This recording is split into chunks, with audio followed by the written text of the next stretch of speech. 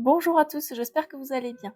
Dans cette vidéo, je vais canaliser un message intemporel des guides qui va vous servir au moment où vous allez regarder cette vidéo pour avoir une confirmation, un éclaircissement ou tout simplement un autre point de vue par rapport à vos pensées, vos émotions et vos actions dans la vie de tous les jours. Restez jusqu'à la fin, ça risque de vous parler.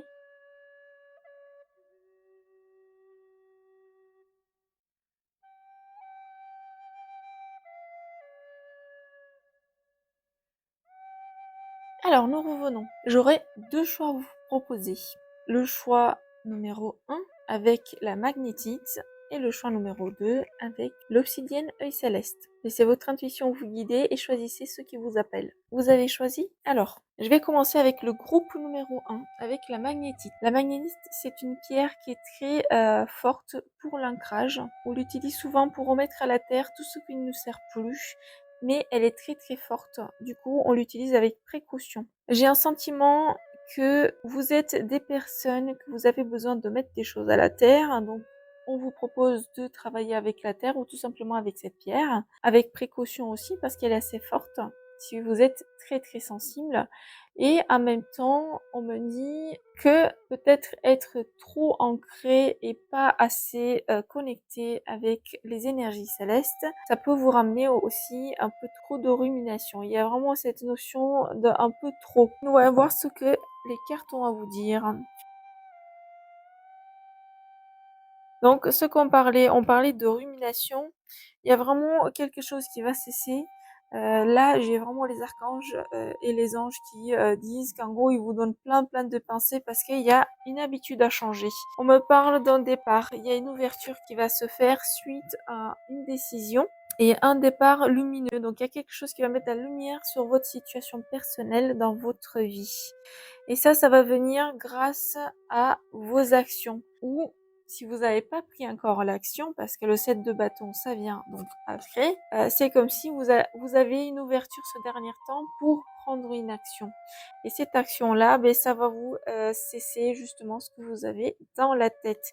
Il y a cette notion de rester très ancré et en même temps de croire, parce que c'est comme si j'ai un sentiment que vous êtes des personnes qui croyaient pas trop à ce que vous avez fait ce dernier temps ou c'est comme si votre ouverture d'esprit, ça vous fait un petit peu peur, donc vous essayez de rester dans votre carré en fait. Que là en fait on vous invite justement de continuer avec cette action petite qu'elle soit, hein, mais c'est comme si j'ai une notion de spiritualité, c'est quelque chose, il y a une ouverture vers la spiritualité, peut-être que c'est histoire de bien-être ou quelque chose envers vous-même. Il y a la notion que là, l'action donc de 6, on passe sur le 7, il y a quelque chose qui est juste et ça va être pour vous, c'est pas pour quelqu'un d'autre parce que là j'ai une notion que le fait de faire cette action envers vous-même, ça va vous apporter un apaisement mental, émotionnel et en même temps aussi de la confiance envers vous-même parce qu'il y a cette notion qu'on n'a pas trop de confiance. Voilà pour le groupe numéro 1. J'espère que ça vous a parlé. Merci beaucoup. Si vous avez choisi la pierre de l'obsidienne œil céleste pour le groupe numéro 2. Alors, cette pierre, elle est vue comme très forte parce que justement, il y a cette notion où c'est comme un miroir, elle dégage toutes les énergies, en fait, elle les projette. Et c'est une pierre qui aussi, pour la porter, ça peut devenir un petit peu dangereux, entre guillemets, parce que ça nous fait ressortir nos plus profondes blessures, nos plus profondes situations, choses qu'on a enfuies en nous et qu'on n'a jamais voulu les ressortir de leur boîte. Donc du coup, avec cette pierre, j'ai une émotion que vous êtes des personnes, vous avez besoin de passer à autre chose, mais c'est comme s'il y a eu un temps là qui s'est arrêté dans votre vie, ce dernier temps, qui fait que vous comprenez pas pourquoi, mais c'est comme si l'univers vous pousse de lâcher peut-être des vieilles croyances ou des choses qui sont trop limitantes dans votre vie pour passer justement à l'étape suivante. Et tant que vous n'aurez pas fait ce boulot, on me dit qu'on va vous donner peut-être des situations, des personnes pour que vous puissiez comprendre qu'il y a des choses à lâcher. C'est comme si vous avez fait la transformation, mais vous n'avez pas lâché des choses au niveau émotionnel et mental.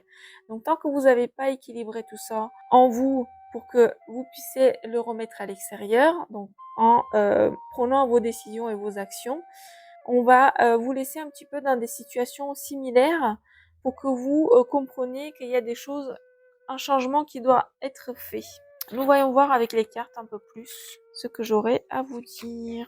Justement, donc pour retrouver un équilibre, là on me dit que c'est à vous de prendre l'action. Là on vous pousse, donc l'univers derrière vous pousse, les anges, les archanges, les guides, vous poussent de faire justement ce changement. Mais pour ceci, on nous montre aussi que mentalement on est très fatigué. Donc il y a cette notion de repos qu'il faut que ça se fasse. Aussi, de mettre un équilibre, ce que je vous disais, votre mental et vos émotions. Il faut que vous preniez une pause de la société. On nous donne un message comme quoi que vous êtes des personnes qui, comme la grande prêtresse, donc vous avez une intuition très forte et vous savez que vous avez besoin de ça. Donc là, c'est plus une confirmation qu'il faut écouter ses ressentis. Donc si vous avez des ressentis de vous reposer ou de partir ou tout simplement de faire quelque chose qui va vous parler pour vous, faites-le parce que là, on nous dit vous allez justement éviter le pire. Avec l'obsidienne œil céleste, c'est comme si là j'ai un message fort qu'il faut que vous preniez action pour éviter le pire à arriver. Il y a quelque chose là qui peut vous faire, je dirais pas bousculer, mais ça va vous faire vraiment tomber de votre sûreté en fait. Donc pour éviter ça, soyez plutôt vigilants, soyez un petit peu comme la grande prêtresse. Donc prenez cette énergie de être spirituel, d'être dans votre intuition, votre ressenti et faites ce que vous savez qu'il faut faire parce que ça va vous ramener justement aux bonnes choses et sur la bonne route. Voilà pour le message canalisé pour vous. J'espère que ça vous a plu et je vous dis à la prochaine.